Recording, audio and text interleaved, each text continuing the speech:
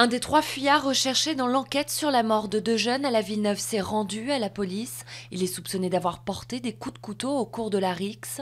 Mardi, une marche blanche à la mémoire de Kevin et Sofiane a réuni 10 000 personnes selon la police. C'est un cauchemar, c'est ce qu'a déclaré au juge Nicolas Karabatic, mis en examen comme son frère et 12 autres personnes dans l'affaire du match truqué Montpellier-Cesson. Sur son compte Facebook, le champion olympique s'explique à ses fans. Les joueurs ont l'interdiction de rencontrer l'encadrement et les autres protagonistes du dossier, ce qui équivaut à une mise au chômage selon leurs avocats. Plusieurs dizaines de personnes sont mortes en Syrie, près d'une centaine ont été blessées dans le centre d'Alep. 3 attentats à la voiture piégée ont secoué la deuxième ville du pays.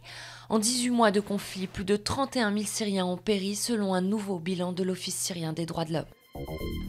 C'était une erreur, Valérie Trierweiler regrette son tweet de soutien à Olivier Falorni, concurrent de Ségolène Royal aux législatives. Dans un entretien accordé à Ouest France, la compagne du président annonce avoir renoncé à une émission. Elle restera toutefois journaliste à Paris Match. « Mes enfants sont à ma charge et je ne vois pas comment faire sans salaire », confie-t-elle. C'était un événement mardi soir à l'Olympia. Muse a dévoilé son dernier opus, The Second Law, premier concert dans la célèbre scène parisienne du groupe britannique, plus habitué aux grandes salles et aux stades.